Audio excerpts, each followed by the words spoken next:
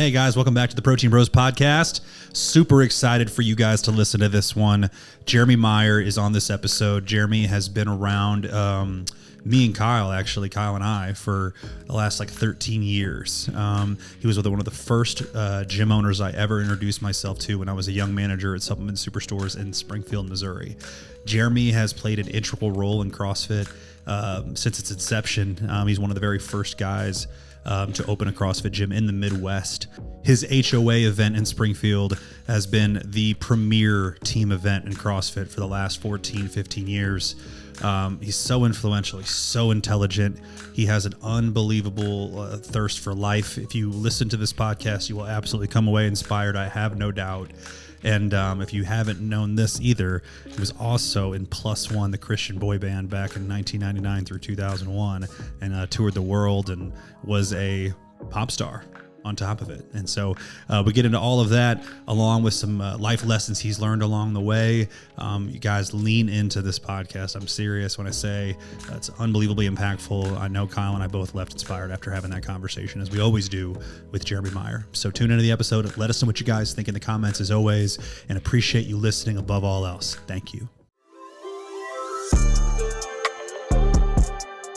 You're a Lululemon athlete too? Is this true still? It was. I had they do 2-year contracts. Nice. So Are you a legacy member now? I am. I'm a Lululemon legacy ambassador. Have you been to one of their huddles, the men's huddle that they do annually? No. Only heard stories. Never gotten to go. No, I didn't do that. But my God, they make some good clothes. I know, man. It was fun. Even with that, and we can talk about that as well, but Sure. I didn't want to do anything that would disengage or not honor my sponsorship or relationship with First Form. Mm-hmm. So I called Jarrett Bond and was like, hey man, this opportunity came. And I think he was surprised that I called to ask, but he was like, dude, go for it. Hell yeah. That's awesome.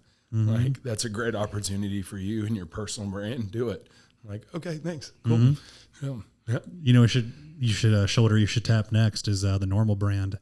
They just opened in Springfield. We know those guys too really well, and I love their clothes, dude. Love them. What is it? Is it activewear or? So think of it as kind of like Patagonia but nicer.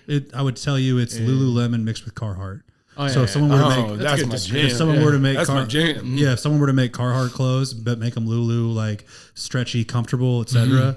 I mean, dude, they kill it. I mean, been wearing their clothes for the last few years, strictly. That's incredible. And they're based out of Springfield? Out of St. Louis, but they just opened a location in Springfield. And those guys are really cool guys. Aren't to they know. The Bush Brothers, or they're associated with the Bush Brothers? They're the Sandstone brothers. Sandstones, yeah. With the Sandstone group. And so, the brothers actually model the clothes at times, but Jenny would love the female clothing. Yeah. And that's the thing. The thing for me is anything that I've ever been able to be on board with or sponsored by, I never go tap on their shoulder and say, hey, can I be your brand ambassador? But it's always I'm a fan of the company. I'm a fan of the brand. I believe in whatever it is. And then those opportunities somehow end up happening. Mm-hmm. So maybe I'll go check out their man. It's worth it. Check out their clothing. They have this material, I'll text it to you. It's called Pure Meso, and it's their signature fabric. That's not all their stuff's made out of it, but the stuff that is, it's this. It's the one. It's this. It's the shirt that you go for, right? It's the softness. Yeah, and you'll like it. I love it. So we've been talking all day. So for our listeners, Jeremy, there's so much to talk about when it comes to you, but let's go all the way back to the beginning and say that you've been a top recording artist with a boy band. You've also been a games athlete to a certain point. You've been a games athlete at the regional level. At the regional level. I've coached at the games. Easily could have been on a team though. If you chose to be selfish. Yeah. I didn't. But as a coach, and then also your gym has been to the games as a team. Mm-hmm. Run one of, if not the most prolific CrossFit event over the course of the last, now was it 15 years? Are we at close to 15? Yeah, this year would have been 15. Unbelievable. So, we'll get to talk about that too. And so, I mean, gosh, dude, Kyle and I, for all of our listeners, Kyle and I have looked up to Jeremy for so long, whether you've known it or not. We've definitely looked up for you for so long, man. We love you. The way you lead yourself, the way you lead your community, it's all been very inspiring over the years. And so we're just so honored to have you, man. Man, I'm so thankful to be here. Yeah, I don't know. I'm just grateful. So thank you. So for those of you who don't know, Jeremy's been a baller for quite some time. You would never tell anybody about it. So I found out that you were in this boy band +1. I feel like still, it's just funny. It's funny it happened, but it's just funny to me. I know, but like I didn't know about it. So here's what's cool. I knew Jeremy for like years before I found out about this. Yeah, I mean, and so I had so many encounters with Jeremy before. I was like, "Are you, dude?" The backstory. I hate you for not letting me know this. The backstory of like how we became friends with Jeremy is me and Jeff both ran supplement superstore, or Jeff technically ran supplement superstores in Springfield, and I was his employee. And I knew he'd get after me if I just said that we both. He had to say technically. I'm like, that wasn't technical. No, that was actually that was reality. And, so at the time, this is like 2009, 2010. CrossFit is like basically, at the time, I didn't even know what it was. It was starting to pick up and trend. It was starting to pick up and start to trend around that time. But we kept hearing the name Jeremy Mhire. We kept hearing, Springfield CrossFit. You guys got to go check it out. I remember I'd drive down the street and you guys would all be running outside and there'd be, 40 people running outside. And I'm just like, what is that? I was really deep into like bodybuilding and that type of training at that time. And so, but we started to see the trend of CrossFit, and I'd say you were probably the biggest part in it, or you played a huge part in how like Springfield became like a little CrossFit mecca at that time. There were so many good athletes. There were so many gyms that started to pop up because of you. But me and Jeff basically got introduced to you through that because you had become such an influential person in the fitness community. So many customers coming in that went to CrossFit Springfield. And, if you remember, this is probably the era in which CrossFit was getting the most hate.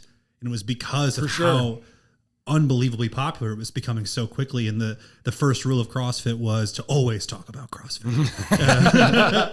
At the time, that's how the rep, and I would say that Jeremy had nothing to do with any of that. And you went out of your way never to go out of your way to talk about it. Like you were not selling it hard ever. I probably still do that. I mean, but there was a deep-seated belief in the method, in the culture, the training methodology, all of that. And that belief spurred me on to action. And I didn't need to go bitch it and talk about it. I was selling the payoff, the result. We've talked about that today. And I knew the results that people would get if they committed to it consistently and trained the basics and built on that. And that's what I did. And you guys started at a warehouse first, right? Was it like a storage? You honestly, moved like 4 times in like a year or two, so right? Really starting with CrossFit kind of skips the precursor to that, which was there was a benefactor. There was a guy who invested initially into this kind of conglomerate of all these college kids that were into fitness, and they were all working out at the Y. And some of them did Pilates, some of them did capoeira, some of them were kind of into personal training. And then there was an interest by who would eventually become my business partner, my first business partner, in CrossFit. So we found out that we shared that common interest, and we had a mutual friend that introduced us. So, but we really started out, the CrossFit aspect was like embedded within this other conglomerate gym. We were just in a little room that was like maybe 2 or 3 times the size of this. Do you remember the name of the gym? Yeah, it was called Next Level Fitness Academy. So, Next Level Fitness Academy was like the original thing. It's actually still our LLC. We're DBA CrossFit Springfield. So, but so from there, it just, timing and trends in business is really big. So the front side of that wave was happening. But again, I was also really driven by the fact that I felt like CrossFit started on the West Coast, and it seemed as though like it missed the Midwest, and just all of a sudden it was really big on the East Coast. And anything that I ever saw about CrossFit from CrossFit HQ was like, hey, there's a couple CrossFit gyms here and we're doing some big stuff. And I think just more almost like I was intrigued by the mafia growing up, you know, like, sure. So like just more like, hey, this is our thing, like Cosa Nostra, you know, like this is our thing in the Midwest and we're not going to be overlooked. And really that was the catalyst for Heart of America, for HOA, was I remember telling everyone the second year of HOA, I said, I know that right now CrossFit HQ doesn't give us in the Midwest a lot of love, or, you know, like doesn't really showcase maybe what's going on at the time in the Midwest there. But I was like, we're going to make noise. We're going to make noise, and we're going to keep doing what we're doing. And it's going to be so undeniable that they're going to have to listen. And it absolutely worked out that way. I'll never forget it, man. I mean, I believed that with all of my being, and I still do today, that like, you know, the landscape of fitness has changed in innumerable ways over the last 15 years, but there's still so much good in the Midwest that all of us are striving to contribute to the fitness world. So, what's the biggest changes you've seen? So like information. Yeah. It's accessible. I mean, you know, it's just so much more readily available. So, I mean, we joked and talk about this, but everybody's an expert on everything all at once somehow. So, I mean, the access to information is one thing. But I think, I mean, I think that's probably the biggest thing. Just the accessibility of information, in commerce, being able to just click a button and get what you want, whether it's a training plan or modality or equipment or whatever. Yeah. Or a coach. In the sport of CrossFit, I've noticed recently, it's like you're seeing the first generation of like kids that like grew up and like all they did was CrossFit. I think like Justin Modernos was like that. And like you have people that just grew up. Mal O'Brien, you know, those people that like, they've basically CrossFitted since they were a little kid versus like your background, you know, tell everybody what your background was in like sports. Just football, basketball. I mean, those were my two main things. Yeah. And then, you know, after that, just really, there's with the Lego haircut. You always had good hair. Bro, that's funny. Come across the middle. I dare you. You're right. So, but I, football, basketball, just loved sports. I mean, in a lot of ways, when I was in middle school and high school, organized sports kind of saved me, gave me a bit of direction and purpose and structure. Yeah, I mean, I grew up a child of the 90s and gangster rap and like, you know, just always inherently, in good and bad ways, kind of a rebellious spirit. And when my parents' marriage wasn't going great, that's where I started to kind of get off the rails and getting into fights and sneaking out and stealing and doing all that stuff. And I had a coach, Kerry Walker, in middle school. He got me out of class, and he took me into the hallway where all the trophies were. And he, you know, the trophy case, when I walk into the high school or middle school. Oh, yeah. But on the wall, there was this picture of the sports teams. And he says, Mhire, you know who that is? And I look at this guy on the wall in this picture, and I'm like, it looks like him. I'm like, is that you? And he's like, no, that's not me. That was my brother. He said, and my brother was a phenomenal athlete, just like you. And he said he fell in with the wrong crowd. He got off the path, and one night they were partying. He was on the back of a pickup truck. The pickup truck drove off. He fell off. He died. Oh, no. Yeah, terrible. But he's like, Mhire, I don't want that to happen to you, you know? And he was committed, I knew, to giving me an outlet to vent my frustrations that he saw that I was having in seeing kind of the problems that my parents were having at the time. And so sports gave me that outlet. People like Coach Walker gave me that outlet. And amazingly, my parents and their marriage has been restored. And if you would have told me that then, I'd have been like, what? Really? But so yeah, but that's a big kind of like backstory for me on just how sports, my background in sports, really guided me. Mm-hmm. You're in a and with Coach Walker, do you still talk with him today? Is he? Yeah, he owns. So he's retired, and he opened a brewery right around the corner from where we live, there in Springfield, called Wire Road. How awesome. Cool! That is cool, awesome. Man. Yeah, get to drop by there and have a beer, Quite and then literally chop it up with your old coach. Exactly, that's pretty cool. Yeah, and we were so good. Yeah, that middle school team that we had, we were undefeated. I was our starting tailback. And I had a good buddy of mine that was a big old fullback, like one of those guys that, like, he's just, all the parents are out there like, there's no way he's in 8th grade. And he's like dragging kids basically in the end zone. Yeah. We were like thunder and lightning. We used to joke like that. Nice. So it was fun. Yeah. So is that, for me, I think if you have an athletic background like that, you're always kind of pulled back to wanting to stay athletic and wanting to basically train like you did growing up.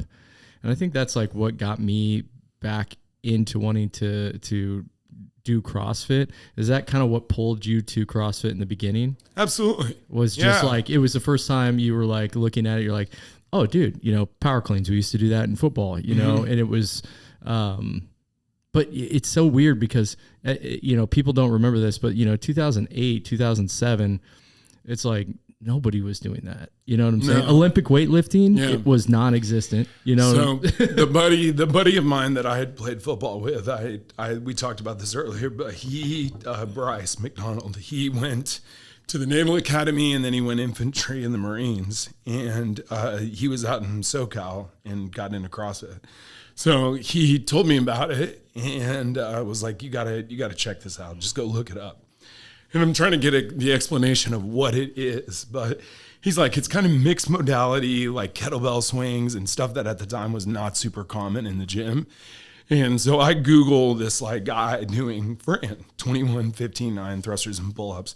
And I'm like, this guy maybe weighs 165. And I'm like, okay, he's moving 95 pounds and he's doing 45 pull-ups. Like that shouldn't be that tough. So I go to do it, and that guy did it in like 5 minutes, and I do it, and it takes me like 13 minutes, and I'm just like out of breath and sloppy on the floor. I'm like, oh my gosh, can't hardly move the next day. But I think the thing that drew me to CrossFit is the challenge, like just straight up, just like not wanting to be dominated. When I always tell members, like, I'm like, do you understand when you're weightlifting, that inherently means you're in control of the load. It's not manipulating what you do. You're manipulating it. So you have to have that mindset like that like, I'm going to be the aggressor. I'm the assertive one. Mm-hmm. So I think just the simple aspect of CrossFit of like having all these skills, tasks, weights to lift, miles to run or whatever. It's like, I don't want any of these tasks to be better than me. I want to be able to dominate these tasks. Mm-hmm. So it's just a check the box. I'm just like go line item. My personality type is like, if you give me a problem to solve, I want to solve it, you know? So I think that's the fun thing for me. Every WOD is an equation to solve. Yeah. For everybody listening too, Jeremy was the first person that ever made me do a CrossFit workout, and it was also Fran, and it also sucked. And you also did you do it like him, where you didn't know how to do, kipping pull-ups or butterfly pull-ups? Yeah. Were you just doing strict pull-ups? Could you get into a front rack? Because at that point in my life, there was no front rack in sight, and I was just I didn't even know what that meant. Yeah. You could have said, hey, your front rack is off. And I'm like, I don't know what that means. I'm just holding the bar and squatting and pressing it. Yeah. So same here, man. Yeah. Same here. Quick pause. Luke, can we hear Jeremy okay? Okay, I'm just making sure. Okay. So I want to change gears for a quick second because we've talked to a handful of CrossFit athletes on this podcast. Mm-hmm. We've never talked to one who has really flourished as an entrepreneur as well. And I want to talk to you about, HOA a little bit, because HOA wasn't just, a big event that you guys did every year. It was trailblazing as far as events being held for fitness. I mean, It brought people from all over the Midwest. It sold out in like a minute every year, right? That is crazy. You guys were always selling out so dang quick. People waited, and teams would be so upset if they couldn't get in. There was gyms calling and bad mouthing, and like, why didn't we get a team? Like, why did that gym get 6 teams and we only got 4 teams? And it was wild. And it's not at all in the spirit of why you started it at all, of course. In the midst of all of that, people thought we had this massive army of people, like, you know, working behind the scenes to like put on this event. And we had, you know, the week of the event, there was a lot of people every year that always converged. But honestly, the endeavor was really just me and Jenny being like, hey, let's do this thing, you know, and it brought us closer together, and it brought us apart at times. But, you know, I mean, the desire was to create a hub for competition at the highest level in the Midwest, and always having a singular focus on it being a team-oriented event.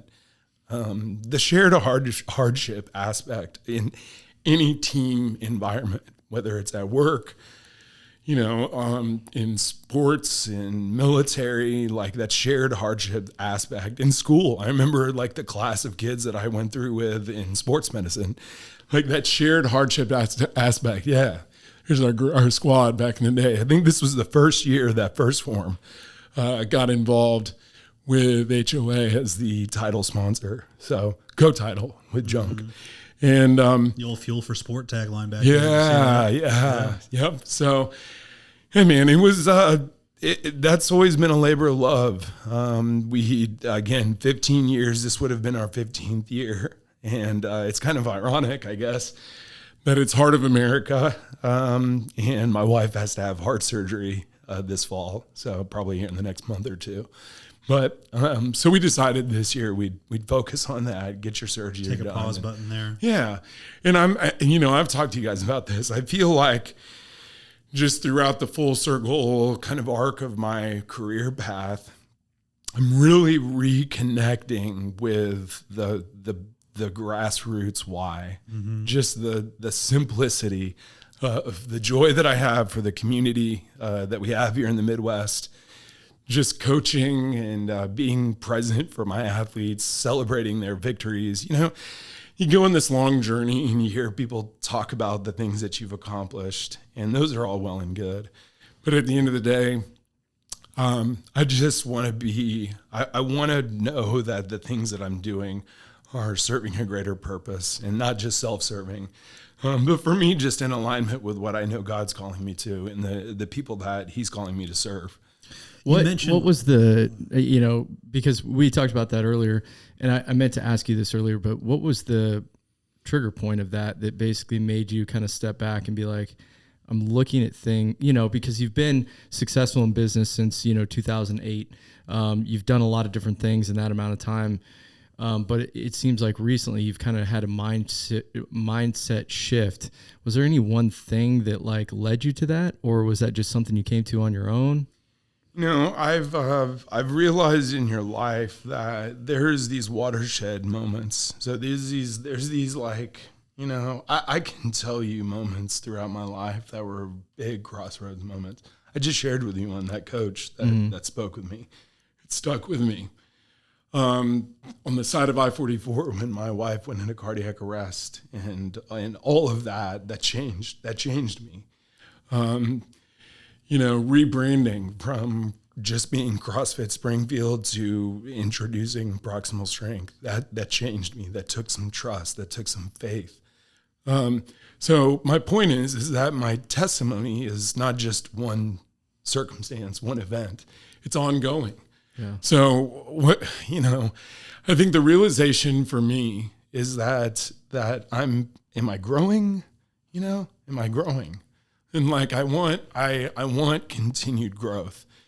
And sometimes we talked about this, like a tree has to be pruned back, dead branches need to be cut away in order for continued growth to occur or life to even be sustained.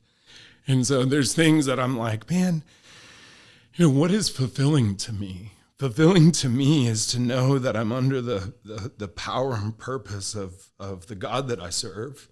And that the assignment that he gives me, whether it's my work, my coworkers, my members, my wife, my kids, to know that I'm on task, on mission doing that. So I think there's times in pursuing success where you take yourself out of your need for God's provision and his power and his presence in your life. And you start to operate on this island like, the success that I'm having is because I'm so great. Like, and I can do this. I don't need anybody. And I think that's the lie that the world will try to sell you, is that like, you do you got it on your own. Like that well is finite. Like we just lost a really, really close friend and a coach of my son, Robert Yanders. And, may he rest in peace. And he was just a great friend. He lived under the power and purpose and authority of God. And it was evident because he went full send. And he's super healthy, had a heart condition that they didn't know about. He had a heart attack at 44 and he died in his sleep. So my point is we're finite. Like the body is going to go, but the spirit, it is eternal. And I want to do things that are edifying to that. The grass fades, the flowers wither, but the word of the Lord is eternal. So I want to continue to pour into things that I know are going to edify my community, my friends, my family, and they'll have a lasting impact that's just greater than a bank account that can dwindle or, stuff that can be stolen or lost. I think you're excellent at doing that, dude. Just hanging out with you, it kind of gives you like a recharging feeling. You know what I'm saying? Like your outlook on life is positive and it's infectious, dude. And there's no,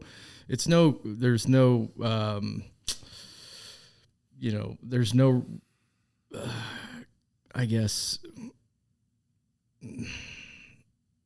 it makes a lot of sense as to like why you are as successful as you are, and why, because you have the outlook that you have. And I think that, like Jeff said earlier, it's like not a lot of people talk the way that you talk. You know what I'm saying? Try to explain it like this, man. I speak to so many people in business. People are transactional. Very transactional. Some people speak with intent and some people live with intent, and some people aren't so great at speaking with intent. They like to just be leading by example, right? I think Kyle is a phenomenal person at leading with intent and leading by example. Yeah, I see that. But he doesn't speak like you speak all the time. And so my point being is, I'm working on it. I gotta hang out with Jeremy more. But what I'm saying, that actually makes a really good point. Is that what is it? Your testimony is ongoing. God is he's teaching you to let go of the things that aren't edifying so that you can grab onto the things that are. So, I haven't always spoken like this. I've had pieces of me, that it's full submersion. I was thinking about this concept on the way over here. I'm like, what is so different right now for me? When you know that pool is cold, you just want to like put your toe in, put your leg in, put your arm in. You're like, just jump in. Yeah. Just get in. Like full submission, full submersion. I feel like that's kind of where I'm at in my faith journey.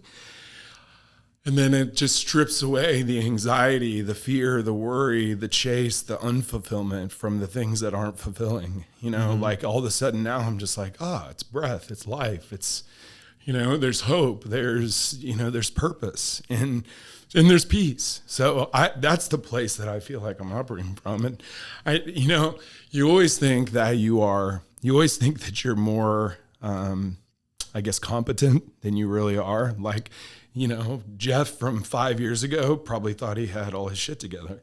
Like, and then you look back and you're like, man, that guy didn't know what he was doing. Like, he's figuring stuff out.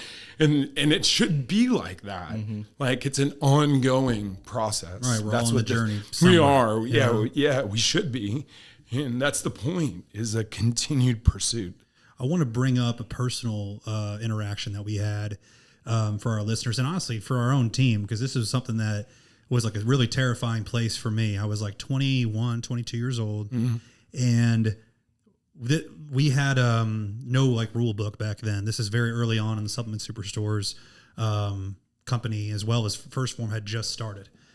And so I'm told, like, we need to grow our business, right? Yeah. And no one lived in Springfield that was like in charge besides me. Does that make sense? But what the hell do I know? I'm 21, 22 years old, right? Yeah.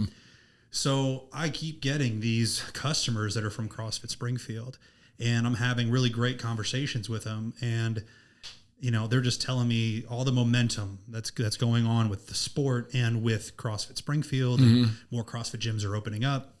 I'm like, man, how do I, and I'm thinking purely from like I want to grow my business standpoint. And again, transactional. Very transactional. I'm a kid. I just like, hey, how can I make it make sense that you help me? As in like, what can I selfish. sell you? Yeah. What can I sell you on that we could do for you? And so I reach out to Jeremy. I go by the gym and we schedule a meeting. I meet you at Classic Rock Coffee. Right by the gym. Is it still there? Is it? Yep. Yeah, we actually used to be in that. That used to be our gym. That's funny. Yeah, you moved over. Okay. Yeah. So I go into Classic Rock Coffee. We meet. You tell me that you drink chocolate milk post-workout. And you're like, it's been going pretty well for me, Jeff. Like, I'm pretty good at CrossFit, dude. I'm pretty what are you good with CrossFit, to be honest with you, Jeff. I don't know what you were trying to sell me on here, but I was like, no, dude, you need something better. Yeah. You know, like, so, you know, and at the time, by the way, chocolate milk was like a thing. All the rage. Also, just side note, chocolate milk is delicious. It's still great. It's great. We still love it. Great. We still love it. I know. Chocolate milk. Yeah. That's how my son used to say it. He'd be like, chocolate milk. Kyle still says it. Yeah, I was about to say, I relate with Vincent on that. Yes. So we meet, we sit down. I don't know what I'm doing. Again, I'm just straight up like fearless, but I'm also like trying to, you know, I just thought so highly of you based on everybody that's been talking to me, right? And I'm like, man, I just, you know, trying to get this guy to freaking like me, you know? And it was people like Macy Mitchell, who we had a lot of respect for. Yeah, Macy's, Macy's a great name to bring up here. Yeah. And so he's talking to me and you know, all I'm getting at is like, we sit down, we go through all this. I'm like, I'm like, hey, people send, I see a lot of your people, a lot of your members. How do I get you to like highly recommend us to everybody versus them finding out about us on their own, you know? And you're like, man, I really just want a relationship to be symbiotic. And I had never even heard anybody use that word. And I was like, Google's symbiotic. Like, I'm like, what does that even mean? And it was like I don't know if I'm going to be able to go back to Jason Kane and be like, all right, he's down with symbiotic. Dude, so like this is a time where I'm like legitimately in my head, like trying so hard to ascend in my career. I'm trying so hard to build relationships and differentiate myself compared to my peers. And I'm like, I don't know what that even, like, I don't understand. I couldn't grasp what you were talking about. You're like, why don't you just work out here, actually get to know everybody, have no other, you know, have no intentions just have no ulterior motive here. Yeah. And simply just be yourself and people will buy in on their own. You know, I don't need to, you know, but if you want to drop $1,000, I think what I was trying to say is if what you're wanting to sell is going to solve a need or a problem so well, then do it. Yeah. Like you don't need me. You don't need me to be your advocate. But you know what's funny is, dude, I go to war for you now. Yeah. Because I know you. Yeah. Like I think that's... You mean you don't want to go after Bert from Midwest Fitness Solutions or whatever it was called? Yeah. What is it called? I think it was Midwest Fitness Solutions. Yeah. At the time, Bert was going to your gym, and I was like, you're kidding me. How is he sending people to Bert? To bring this full circle for you, you know, when you basically helped teach us something very valuable in business, because when we opened here in Kansas City, when we first opened up, we had everybody coming into our store and having that conversation with us, right? A lot of people help us. How can you help us? Like, you know, do you sponsor people? Yada, yada, yada. Yeah. And we were like, hey, you don't even know if you like our business. You don't even know if you jive with our culture. You know what I'm saying? How could you want something from me before you understand who I am? You know what I'm saying? Which is essentially what you were saying to him. You're just like, hey, dude, like you need to, you know, slow your roll a little bit. Slow your roll, like understand who I am, because you're not going to actually talk about it. Like, you're not going to talk about our business with any kind of conviction or like with firsthand knowledge if we just have some kind of shoddy deal that we shake hands on. We're like, yeah, we'll do that. You know, those deals fall apart. Friendships are like forever. You know, that's why you're sitting here right now, is because during that time you had the foresight to be like, dude, you know, you planned on being in business for a long time. Hopefully at that time, even though Jeff was young and over anxious, you probably saw that like we were going to be in business for a long time, and you were like, this will just work out and we'll eventually become friends, where it's like its actual recommendations are coming from like a genuine place instead of, you know, a force. You taught us a huge lesson that day. And that's something that we, like I said, it was a formidable moment for me because no one told me to do that. Like I went up to you on my own, and it was just like rolling the dice. You know what I'm saying? And like win or lose, I learned, right? So I mean, after we got done with that conversation, fast forward. Go ahead. No, you can go ahead and say. Well, no, I was just saying it's twofold. Like I hear you guys tell me the story, and I'm able to look back and learn. You just said, you know, you learn from it. Like it's cool that despite my own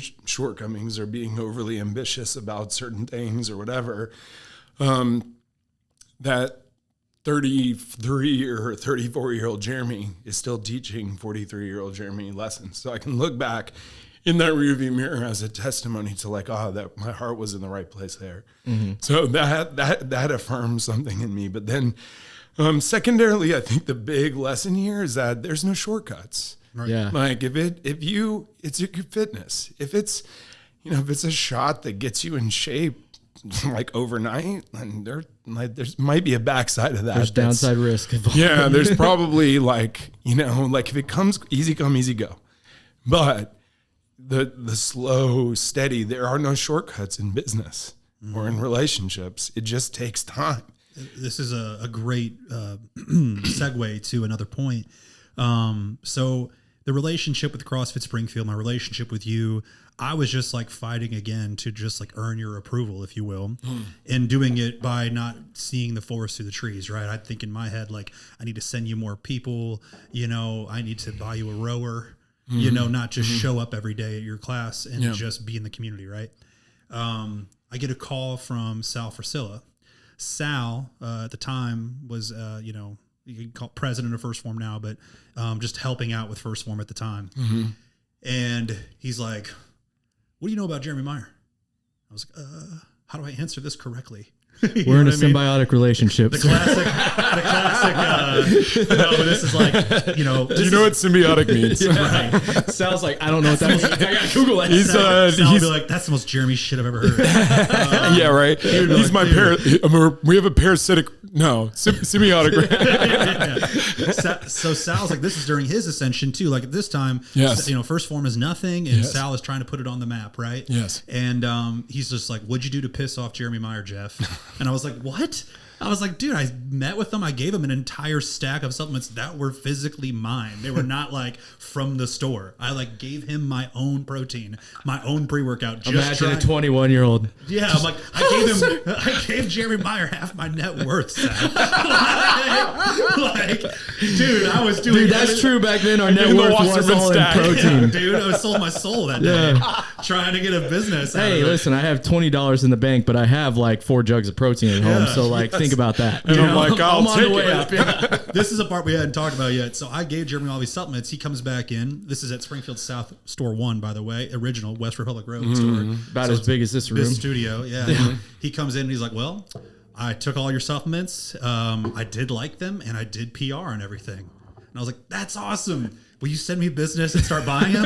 Because I can't give you any more because I don't have any. And I don't have any. Wait till next month. Yeah, and I'm like, at this point, there are no like sponsored athletes. There are no First Form athletes. There are no, like, I don't know what to do. And for everybody listening, we're like seeing like 10 or 15 people a day. Right. So this is not, Supplement Superstores was not like, we weren't raking in cash. This is like when I say like, this was like me really learning this stuff. This is my first time ever doing any of this. Right. So Jeremy's like, yeah, dude, I'm loving it. What do I do from here? And I was just kind of like, well, I was just kind of hoping that you liked it now. You just like, you know, keep coming back and buy it. You know? Didn't have a plan beyond this. I was like, really wish I'd have thought this through. Dang. And so anywho, it's so funny. That was the last of me and Jeremy talking like for a minute. And the next call I get is from Sal, and he's like, what'd you do to piss off Jeremy Mhire? I was like, well, gave him a bunch of free stuff and asked for his help. I don't know what you want to say here. You know what I mean? So Sal's like, well, you did something because I just offered him, you know, was it like 10 grand? Like something crazy. He was essentially trying to do the same thing Jeff did with more money. Exactly. He did. It was the exact same thing. Yeah. So here's the segue. It was Yeah, Sal comes in and says, you got yourself a nice little event down there in Springfield, don't you, Jeremy? I'm gonna give you you got any more room for sponsors for that event? And you're like, well, we have some room, we just don't have, the title sponsors are all locked up. And he's like, no, I can't be. I'll pay you double than what the title sponsorship is. And what did you say to Sal Frisella that day? I just said, look at you. I told him. I said, you're not hearing me. This isn't about the money. This is about the relationships that I have in place that I want to honor. And that if the roles were reversed and I had already made a commitment to you to be the title sponsor of this event, and someone called me and offered me double, and I took that, how would you feel? So, I remember that conversation very, very vividly. I remember it was a beautiful day. The sun was shining in the room. I'm pacing, having this conversation with him, but I was honest with him. I told him it was a lot of money, man. It was a lot of money. It was a lot of money, but it's not the first time or last time that I've had someone. I won't say the brand, although I really want to. At that HOA, that 2013, there was a company that came and sponsored, and we were at a hockey rink. And so, everybody's like, there's seating all the way around. There's the grandstands, but then there's smaller stands. And they put this banner up like right in front of the grandstand. I'm like, dude, can't do that. People can't see. Like literally they're paying. It was one of the first times I think we may or may not have been charging to go to that one, but that's really not the point. The point is that the product that we have on display, they can't see because you put your banner up there. He reaches in his pocket, takes out a wad of hundreds and goes, okay, can it stay up there now? And I go, you really think I'm that guy? I said it like that. Yeah. As plainly as I'm saying it to you guys. I go, you really think I'm that guy? I'm like, it's not about that. This isn't about how much money you give me. It's about me living with integrity.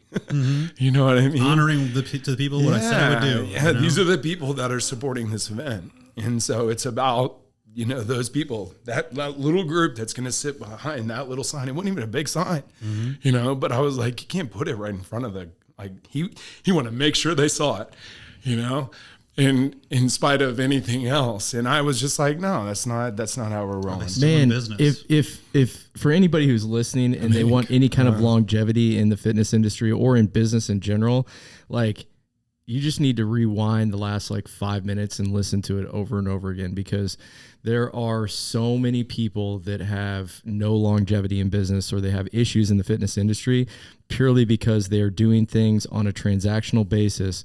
Self-serving in the moment. And always. For Jeremy think about how many people would not have done what you did. Think about how many people when Sal calls them, they pick up the phone and they say, "You're gonna give me double." All right, let me move some things around. To be fair to Jeremy, I want to make sure I mention this because at the time, First Form was nothing. They were not a known brand. No one had heard of them, and they were trying to put themselves on the map and make a splash. And so it's like, if they're going to do this event, they want to be the title sponsor, not the little guy. You know what I mean? And so it was important to him that it was title. Right? Yeah, I don't think like I said, I don't think that's. I mean, dude, we were all just trying to figure it out at the time. And what's crazy is you had the foresight to be able to say, you know what, I'm just not that guy. Like, if I make a promise to somebody, one of the 4 agreements is do what you say you're going to do, and be impeccable with your word. Be impeccable with your word.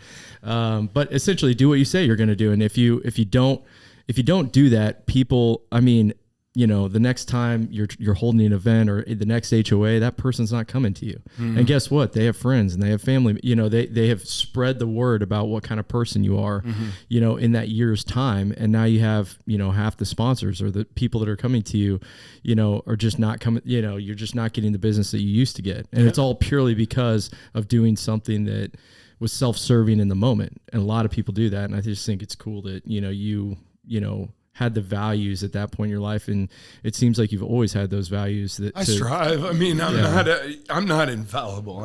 There's times where you lose your way, you lose your focus. We've talked about this earlier today. You get into achieving success and feeling like, okay, like, yeah, I'm the one that's making all this happen. I deserve. You get into this like I deserve a little entitlement. Yeah, a little bit of special. Entitlement. Yeah, but and just staying grounded in that, and then you can deduce that down to every other area of your life. Like I don't so I ended up being a business partner with Grant Wistrom, who's played in the NFL, won Super Bowl. Very, very accomplished college football NFL. Hall of Fame. At Nebraska. All the Hall of Fames. But the very first time, the way that we got to know each other was when he and his wife Melissa had moved their family back to Springfield. They started working out. They were trying different fitness places, and then they had heard about this Next Level Fitness Academy that these kids were doing, and They show up and I am introduced to them, and I knew who he was and I knew what he had accomplished.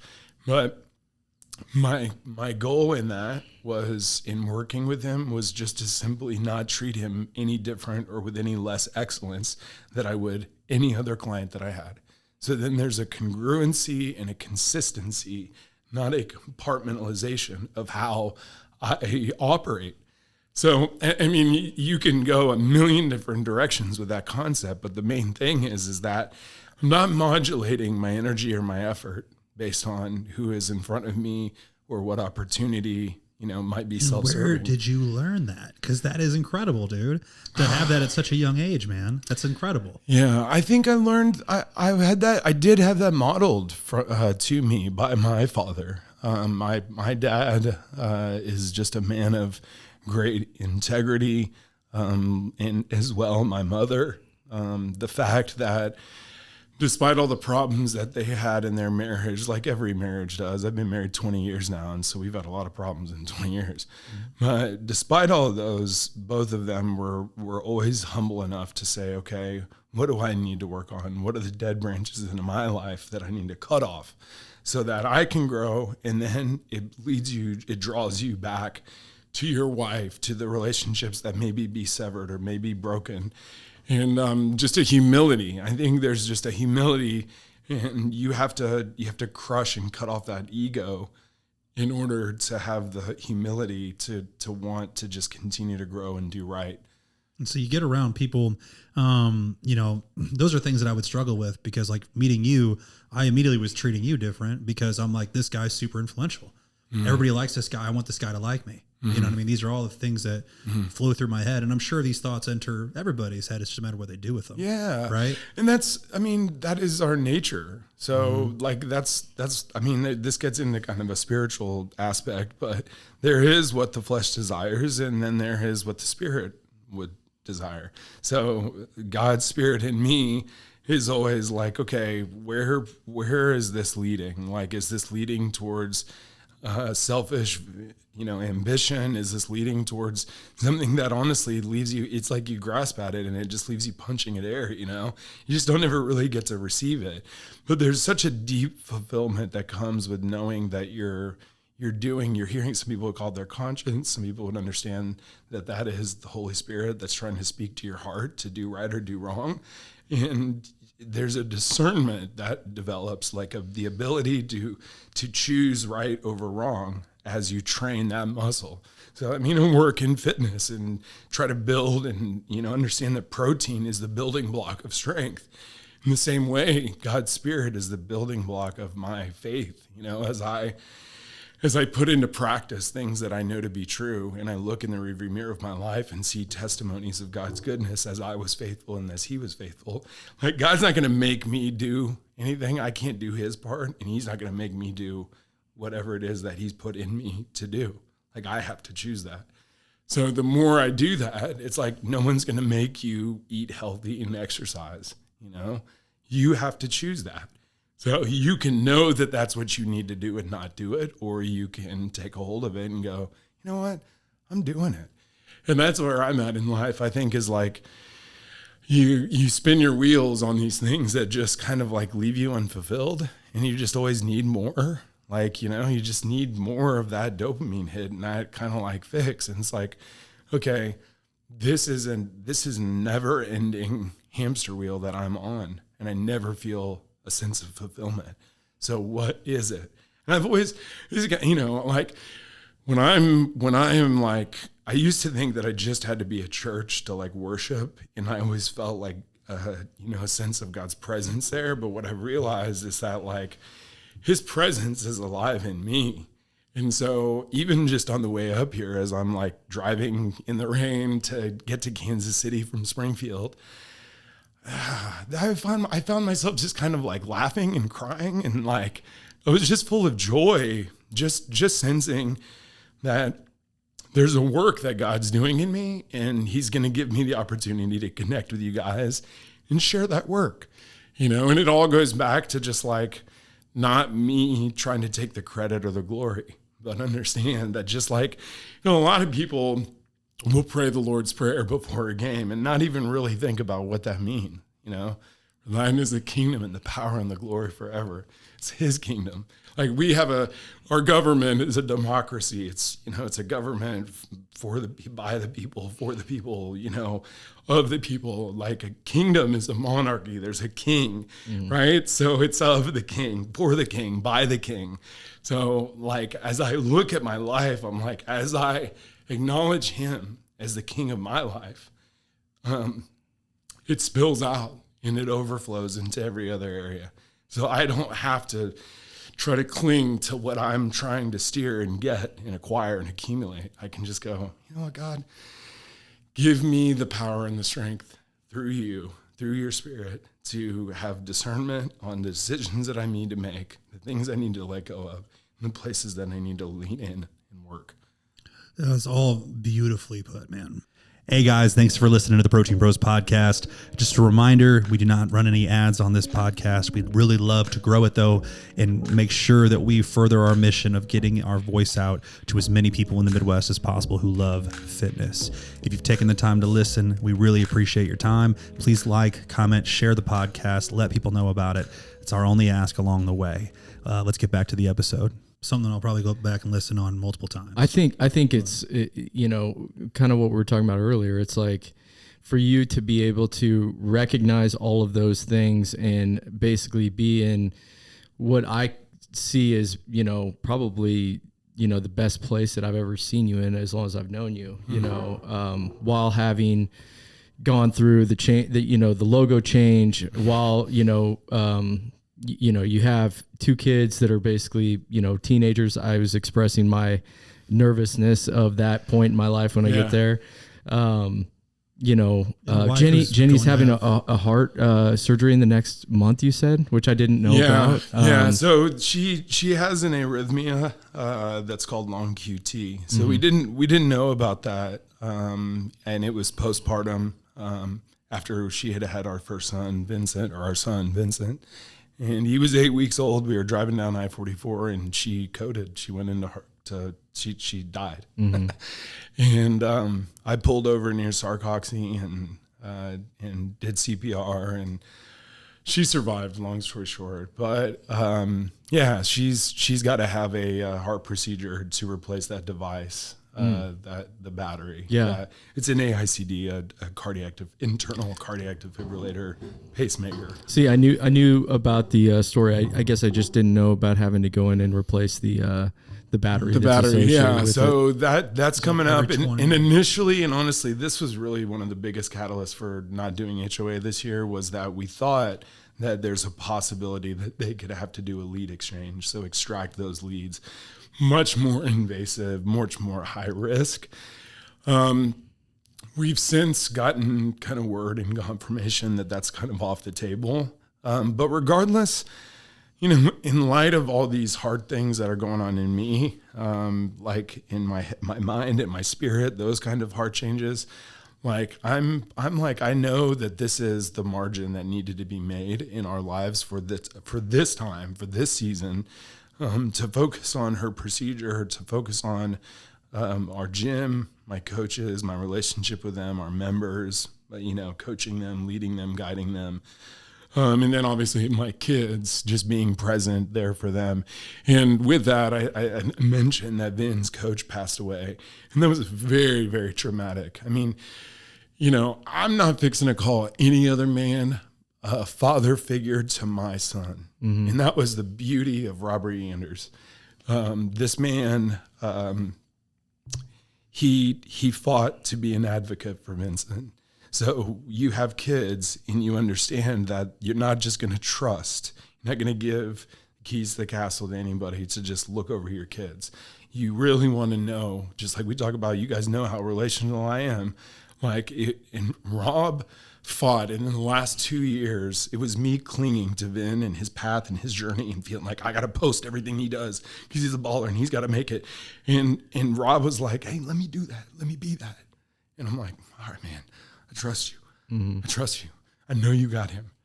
And this sudden jarring loss of such a dear friend, I mean, it just hurt. It hurt. And if we would have been doing HOA, this would have been like 4 to 6 weeks before the event. Mm-hmm. And I can't even fathom or imagine trying to pull that off after dealing with. So it's twofold. It's my heart hurting for the loss and grieving my friend.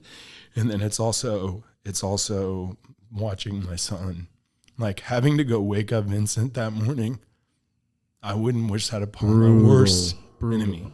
I wouldn't wish it upon my worst enemy. And I'd wish some bad shit on people I don't like. Yeah. I wouldn't wish this on them. It was hard, but God is faithful, man. And his life, Robert's life, is one that I look at, and I think that's another thing that's going on in me, is like, death brings you face to face with, okay. Like, so this ride is going to stop. Yeah. This train's going to stop somewhere. Are you happy with where you're at? Age, just to be clear, too. I mean, you and Robert. Yeah, we're the same age. So, I think it's just death I remember Corey Gibson, the head coach of Austin P, was in town. Rob and him are really good friends. And he goes, y'all are going to wrestle. You're going to wrestle with your emotions because you're going to feel this grief and this loss, but you're also going to feel a sense of hope and joy. Because, that's not it. Like, this is finite, right? This body, but not this soul.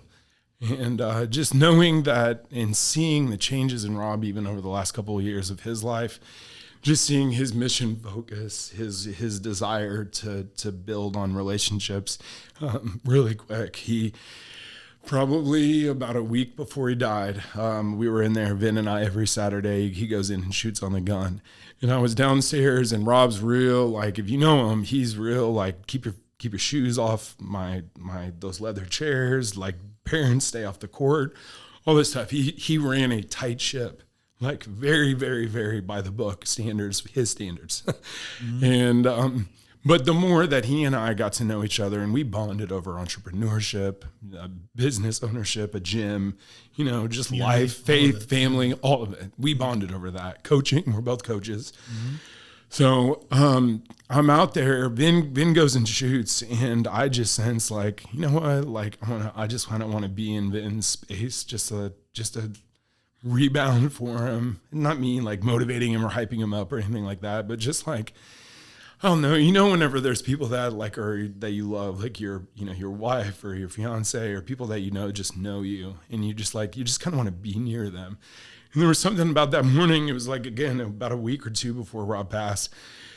I just went down there, and I'd been shooting on the gun, and I just kind of stood down there. And if a ball went out of the net or whatever, I'd just go shag it and throw it back in. I just kind of want to show Vin, like, I'm just like, I'm with you. I'm here with you.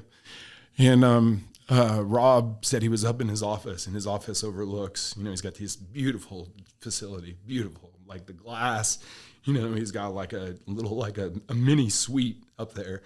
And he kind of stands up and he looks down and he sees Vin, and then he sees like, who's, and he sees that I'm down there on the floor.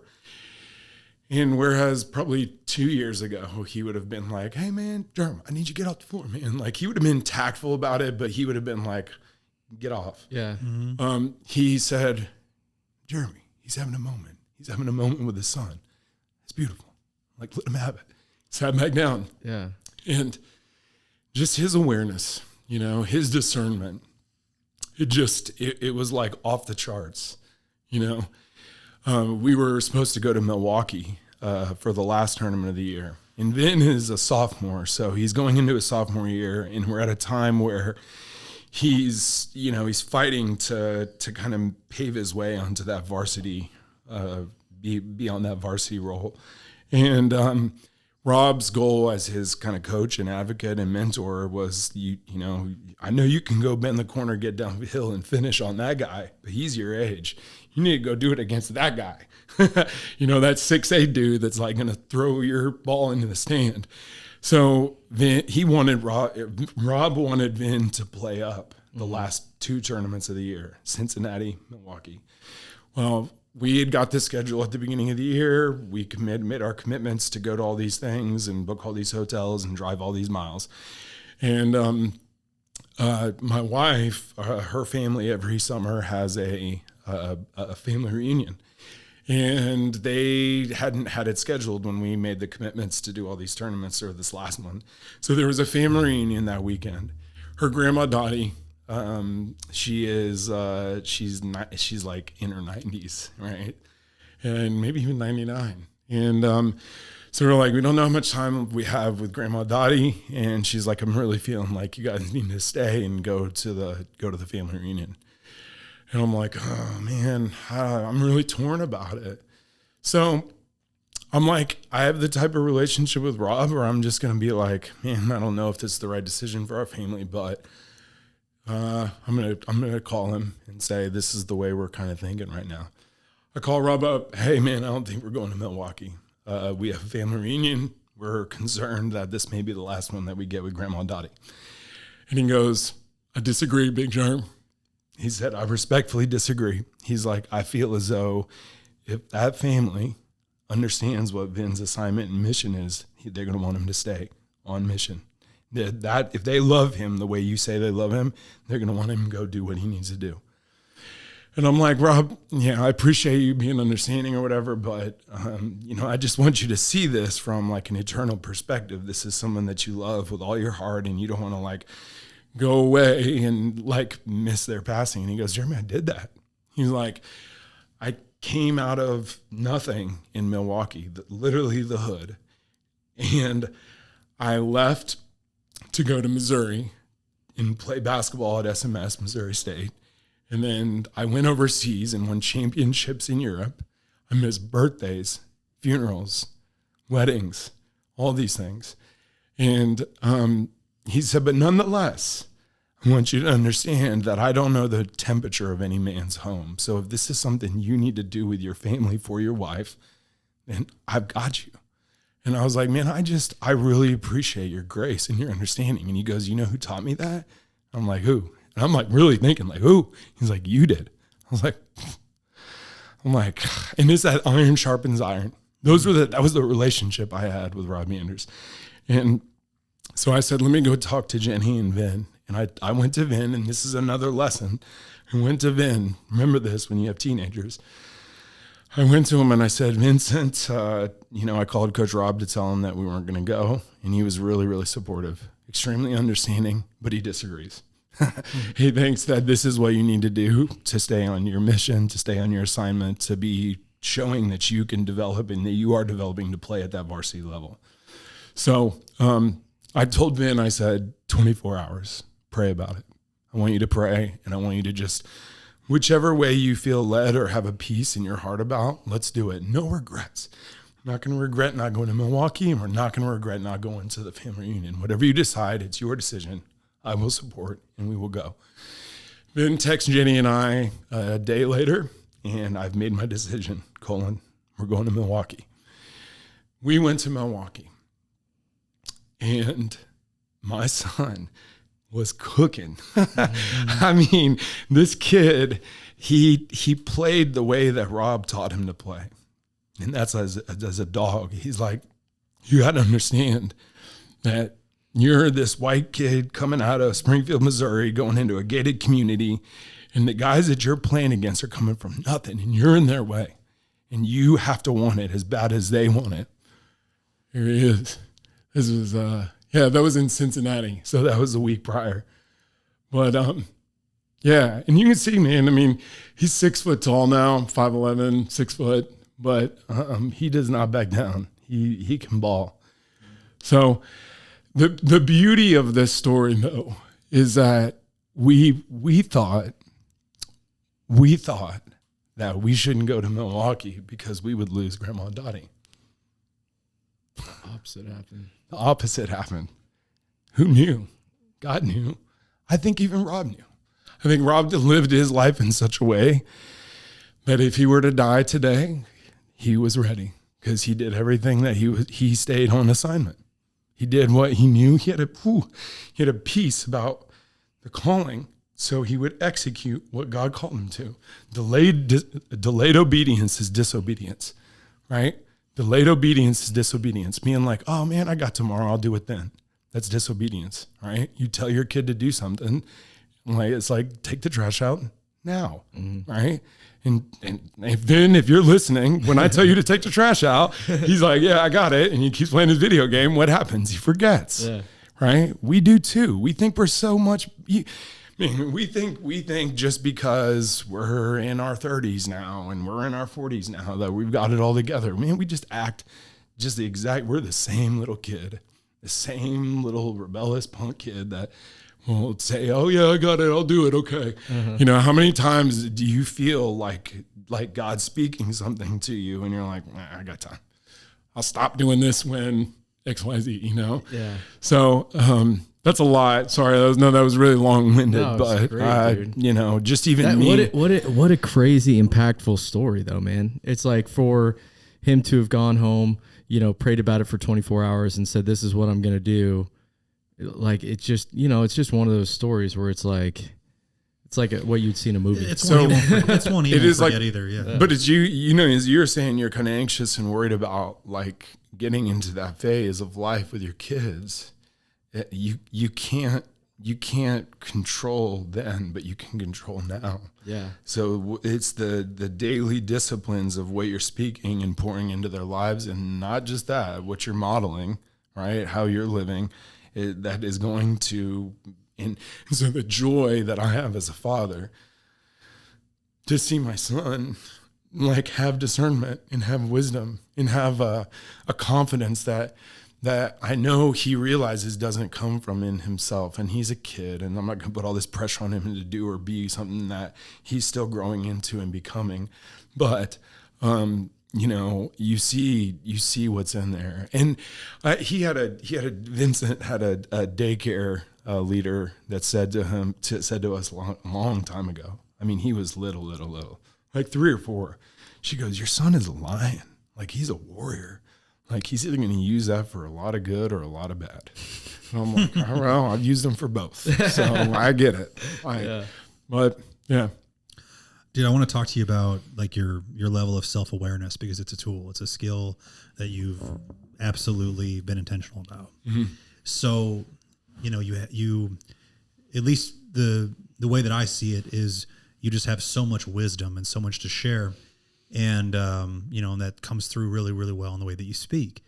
But along the way, I know that you've mentioned, and this was the first time I'd ever heard you talk about this, but in a time where me and Kyle were looking up to you, and you were ascending in your athletics and your relationships in your gym and your community, so on and so forth. I mean, it just seems like you were just winning at everything. Mm-hmm. And you were like, yeah, dude, I was like, you know, you mentioned things like, you know, going after things like status, going after things like, you know, even though you were mentioning at the same time frame, you're like making these hard decisions that it's not about the money. Mm-hmm. Can you share a story that stands out to you where you recognized, man, my intent seems a lot of alignment here? Man, I mean, I think there's so many times. I mean, you know, that's like the big knock on people at times. You know, you're kind of waiting for the other shoe to drop. Like, let me just cut to the chase. It's going to. Like, I've been imperfect, and I know that I'm not infallible. Like, so, you know, I think there's a lot of there's recognition. I mean, I think that's the cause, and it's the cause of a lot of anxiety in people, because they know that they know there's still some little compartment of their life that they're not really fully submitting or doing right in. And so, yeah, I mean, so I was, my business partnership was not in a great place, around 2015, 2014. And I felt like that game Plunko, where if you remember The Price is Right, I'm dating myself, but like if you Plunko's still going on. Yeah, so if you put the little chip in, it's like I kept putting it in different spots to see if I could get a different outcome. It kept going to the same spot. And it was simply that we weren't aligned to be in business together. So it's like the two people can only walk in the same direction if they agree upon the direction that they're going. It's kind of obvious, right? Mm-hmm. And there was just kind of like a stagnant, like two people pulling in different directions. And at any rate, the way that I was coping was so self-destructive. So just drinking and angry and frustrated but even at the same time, I can remember like crying out to God and praying, like, help me to navigate these waters with integrity. Like help me to have the courage to speak what needs to be said and do what needs to be done. So, but the way that I was coping was so destructive that my marriage was just hanging by a thread. And there was a tip over point where Jenny's like, this isn't good. This isn't safe for me and the kids. I wasn't hitting her or abusive or anything like that, but I was just volatile. And I remember being, I'm being really vulnerable right now, but I remember one time just being in the throes of drunkenness. And I remember the God like speaking to my heart, like, stop, just stop. And I go, shut the fuck up. I was like, no. I was like, shut up. I've got this. And I'm like, I look back on that, and that was my rebellion. That was my defiance. At the same time, I'm calling out to God to help me navigate these waters of business, But that is a very real example of how fresh water and salt water can't come from the same spring. And Jenny saw that, and she said, I'm taking the kids, and I'm going. And you know who came to my house that night? Jenny was gone for one night. And she took the kids and went down the road to Joplin, where her parents were living at the time. And that night, I remember a knock at my door, and I was drinking and medicating and all that. And I opened up the door, and it was my dad. And he sat next to me, and I can't even remember what he said. But that doesn't matter, because that's the way our Heavenly Father works. Is that it's not really even about what he says, but his presence, right? That will bring a peace and calm the waters. And that was gosh. I look back at that season and just like you said, just thriving, In the Holy Spirit, I felt like God talked to me even in the midst of the huge, crazy success of the CrossFit boom. There was times where I'd get to the end of that road at that street, turn left, and I would be like, yeah, we rolling, And I would almost like right after I thought that, I would think, it's not going to stay like this. Like there will be an eventual, struggle. And so prepare for that. Like, what are you doing today to prepare for that? It's no different than a savings account. It's all these, deposits that you're making. And that's the CrossFit model. There's sick, there's well, there's fit, there's a spectrum. And the World Health Organization would say that well and health is just the absence of being sick. Well, okay, that's great until life happens and you're right here and you get sick and you go this way. But if I've built a hedge, right? If I've been making daily margin, creating margin with my diet, my exercise, my mental and spiritual health, and they're all correlated and connected. My financial health, all of that. If I'm building a hedge that way, then whenever life happens and the economy does something and I break my foot and I can't work out for 2 months or, like that, I get sick. Like now, I haven't gone from here to like, woo, I'm on death's doorstep. Now I've gone from here to I'm good. Mm-hmm. I'm well. Mm-hmm. Right. And so I think that's a big thing. You talk about like what's changed, how like, I think that just the full realization that like, okay, don't compartmentalize. Really, how can I tear back that veil and go, okay, let me check like every area. Let me think about how I'm interacting. Like I'm with my coaches right now. That's an area that I'm like, I need to pour more into them. How can I take this heart in these things and like put it into and package it and communicate it in such a way that it's like it's helpful, So like I want to do that with my coaches. That's an area that I know I need to grow in. I'm really just getting back to the basics of just the joy of seeing everybody in the gym, just the joy of coaching the classes and doing the workouts and all that. You've talked a lot about like perspective and having gratitude, and you were a part of one of the biggest experiences in my life that basically helped me kind of have that perspective shift. We went on that mission trip to Haiti, and man, it was that point where we would sit around after, going out. For anybody who's been to Haiti or, would want to imagine what Haiti's like, it's like the most beautiful place on earth and also like one of the most sad places on earth. Just because the people are living in, abject poverty. A lot of them don't have, clean water, clean sewage. It's a hard place. There's lots of crime. There's poverty is just the standard there. But the people there are awesome. You know what I'm saying?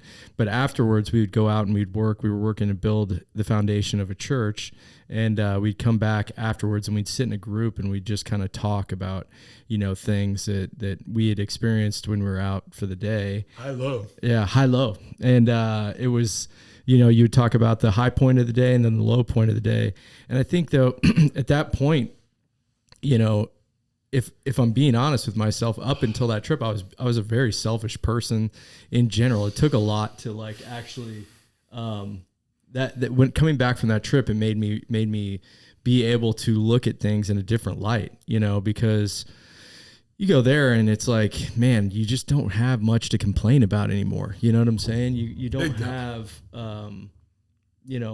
but anyways, I just wanted to tell you that like you were a big part of that, man. You're a big part of like I was helping hoping, me like open up in those high lows. I wasn't used to, having those kind of conversations with people. Yeah. You know what I'm saying? Yeah. Kyle told me on the side, he's like, man, there was a lot of us there that were there for our first time. And that was your first time in Haiti as well, was it not? Yes. And, Kyle, I just remember being really like the impression it put on me when he was sharing the story. He just said that everybody around there was like, you could tell it was their first time being around that and being around these many little kids. And he was like, Jeremy Mhire was at home, dude. He's like, Jeremy was like built for this. Yeah. He's like, well, and your level of comfort was just the reason though is, and again, just a point to God's plan, because it's like it's a puzzle piece. Every little puzzle is like, if you look at your life and zoom out, there's a portrait. I was looking at this one little piece. But whenever I was doing music, when we were living in San Francisco is a crazy city. Have you guys ever been there? No. It's beautiful. Dude, it's beautiful. But it can also be like, they'll be like, don't go to the Tenderloin district. I'm like, okay, where's that? And they're like, across the street. I'm like, what? Like, how am I going to avoid that? I'm like, bro, it could just change block to block. And this was back in the early 2000s, or 99 even. But they would, when we first moved there, we worked at a little kids daycare for families that were underprivileged or that couldn't afford to send their kids to, a private school or a daycare or whatever. And so I was able to just connect with these kids and even taking it a further step back. So I have a brother and a sister. My sister is 3 years younger. My brother is 12 years younger. So he's a musician as well, right? He is a musician. Both he and my sister, and they're way better than I ever was. But yeah, so Josh, my brother, being 12, 13 years old, 14 years old, what's mom and dad going to do? They're going to be like, hey, we're going to go, oh, there they are. Look at that. You're quick. I'm amazed at how quickly you can pull these up. But yeah, I love that. Yeah, that's my brother and sister. But Josh there, he's 12, 13, 14, like I'm at those ages. So my mom and dad would leave and go to dinner, and it's like they're like, okay, keep them alive. And I'm like, all right. So I'm learning how to change diapers, and I'm feeding them, and I'm teaching them cuss words, and like all this stuff. And but I've always just loved. I mean, I think just as I talk about like getting back to just that childlike faith, and just wonder at like how God even gives us the opportunity to like, after all these years, have this full circle moment at the table. Like, dude, that's a miracle in and of itself. Like, cause I and you and all of us could have derailed this moment at any given time. Right. And so yeah, like being there in Haiti, I want to go back so bad. Dude, it just changed my heart. Sign me up now. Changed my heart, changed my perspective. I think it would be, a pretty incredible thing to go back to that church. Yeah. You have, I talked about like these watershed moments, but you have these mountaintop moments and you have these valley moments. We literally had a mountaintop moment. We hiked up through the jungle, up this mountain to build the foundation of this church. And there's a lot probably there that you could connect dots on that God was doing in all of us. But man, what an experience. So incredible. They are not as burdened. What you notice in the people is this joy, because they're not, they've got problems, but they probably look different than what we think, our first world problems are. Mm-hmm. Yeah, there's such a joy that all the people have that's so genuine that I think is just so attractive. It's a light. Man, my phone to this day, if you scroll back, that was 2020, right? I think we were 2018 or 19. 19? Yeah, 19. If you scroll back to my phone at that point, and you look at my photos up on that mountaintop, do you remember those boys? Are they up there in that picture with us? I have 60. Yeah, there they are. I have 60 pictures with those guys, because they grab your phone and they're just taking pictures with it. But it's just like pure joy. They're just like, this is such a, they live on the top. They live on the top of a mountain in Haiti. Like, they're just like, what is this thing? They're just like, cool. Yeah. It's just like, it was, it was just one of those pure moments, man. It was in that experience. I just wanted to let you know, dude, it was enhanced having you there, man. it was good. It was good, man. And I think about that experience a lot. And, lately I have been, kind of, have the poor me's, that you go through, the valleys that you talk about. And it's like thinking about that, having the conversation with you reminds me that, like, dude, there is no reason to have the poor me's, life is good, and there's a lot to be thankful for. And there's a lot of things that I can work on, working on those things. And that's what brings like fulfillment, is working towards, what your purpose is, what your goal is, what the mission is, as you say. And, it's easy to fall out of that. It's easy to forget about that, or it's easy to get caught up with other things. Oh, my kids are, I got kids, I got this, issue or that issue. But, really all of it's not, especially when you think about it in the context of like kids in Haiti, it's like, those aren't problems, dude. Mm-hmm. Those are not problems. It's like pales in comparison. Yeah. Yeah. And it doesn't diminish or minimize, the stress and the strain that you feel and the struggle that you're working through. But like you said, I think it gives you perspective, and perspective is always really, really, really good. Because when we're going through it, you just tend to feel like you're the only one. Yeah. You tend to be like, and there was an interesting thing about Rob. I keep talking about him, but it ties in. He held his players and parents to such a high, he held them accountable, and not everybody wants to be close to that fire. Like, right. Like when you're going to get called out. And I have people joke with me when I'm coaching. They're like, don't watch me. Don't come over here. I'm like, why is that? Because I'm going to make you do it and do it right. You know what I mean? I know there's more in you. That's a coach's heart. I know there's better in you. And I want to find how we extract that. And Rob he was a master. He was a master at that. I love it. Man, that reminds me of a quote that I read the other day that was in that same vein, I guess we would say. Mm-hmm. It says, self-restraint creates self-respect. An unwillingness to draw hard lines for yourself is not only a poor choice, it's self-betrayal. You're talking about somebody else drawing that line for you, but that quote is basically like, at some point you have to have a coach's heart for yourself, because it's the obedience. So check this out. This is. I love that you just shared that. Mm-hmm. I love how you just framed that, because in the wake of Robert's death, I was coaching the other day, and Brian Rice, one of my coaches who you guys know, he goes, Jeremy, I could like hear Coach Rob in you. And it's because it was a five round workout, and it got to the 5th round, and I was getting ready to yell, all right, last round, give me your best. I didn't say that. I said, give you your best, because I know that's what Rob would have said. Yeah. So it's like, don't do this shit for me. Yeah. Do this shit for you. Yeah. Yeah. Be your best for you. Yeah. For you and yours.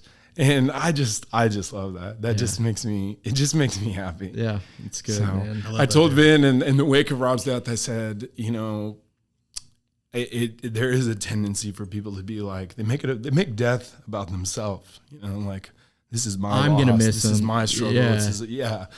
And I was like, man, let's not grieve like that. Let's grieve in a way that honors Rob. Let's grieve in a way that honors God, in our family, you know, our name. So, it's good. It's so hard to talk about anything else now that we've had such great discussion. Well, here's a good segue. We can pivot. When me and my wife started dating, she had a +1 CD. Yeah. I told her, I was like, oh, you know, he's on the podcast this week, right? I was like, Jeremy Mhire. I was like, you still got that CD? Oh, dude, hold on. It's our first single. Not only that, but 1999. Who sings first, though? Yep. You just had that queued up, dude. I know, right? Let's go. Don't worry. Dude. Oh, who's carrying that mic stand? Dude, the Frosted Tips? Let's talk about the Frosted Tips.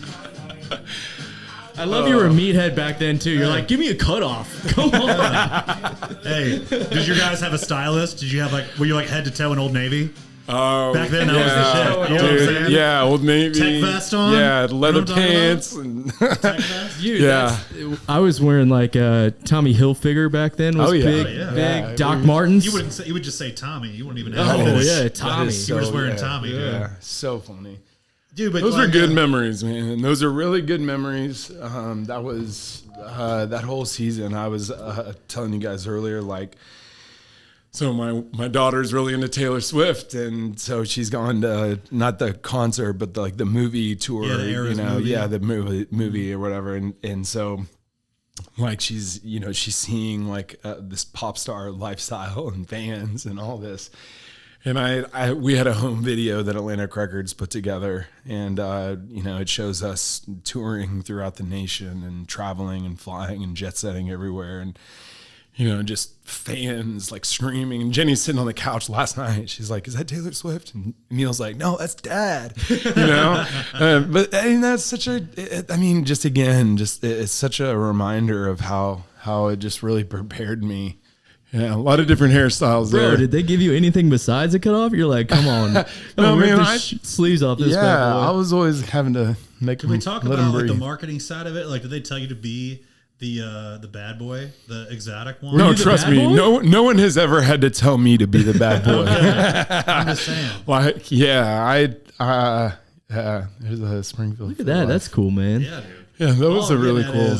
You were a pop superstar. You had millions of fans. You went all over you guys toured the world. Toured the world. Yeah, we did a huge tour in Southeast Asia, the Pacific Rim, Malaysia, Kuala Lumpur, Singapore, the Philippines, which I'm half Filipino, so that was kind of a cool thing to go back to the Philippines. Yeah. So yeah, just a whirlwind, and you don't even when you're in the thick of it, you just don't even realize that it's, I don't know. And I think in some ways I did. I was always like, I look forward to sharing this season of my life with my kids someday if I have kids. But I'm glad that social media didn't exist back then, because I really was the bad boy and I probably wouldn't have got kicked out. But yeah, it was fun.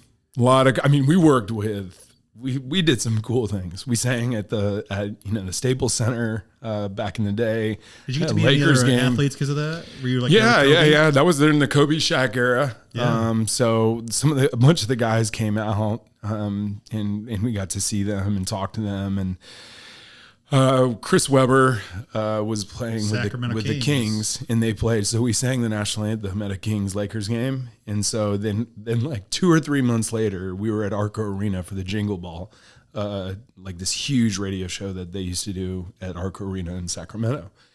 So, big artists like Pink and, Boyz II Men, who I grew up like falling asleep to and idolizing every night. Amazing. Trying to copy and mirror their vocals and everything. So that was really, really cool. But we're standing by the sound booth or whatever, and there's this huge big dude standing next to us, and he goes, "Hey, it's the +1 guys. What's up, fellas?" And it's Chris Webber. I'm like, "Oh, hey, he remembers us. He knows me." Yeah. It was so cool. That is cool. So man. Yeah, a lot of fun. Just so many moments like that.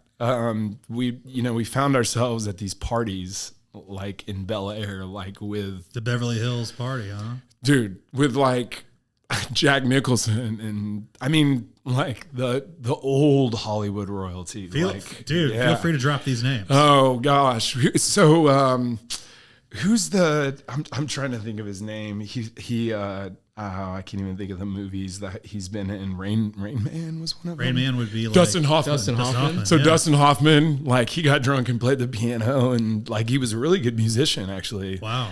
Did you guys hop on the vocals? I was about to say, were you like, here, let's add a little spice. We got around the table, or we got around the piano, and he played, and it was, there were so many people, and it was such a whirlwind. It's kind of like when you're in that, we met Stevie Wonder. We met like wow, legends, man, legends. Like you get off the elevator at Staples Center and you're like, that's Jerry West, and it's like, he's getting on the elevator with us. The logo,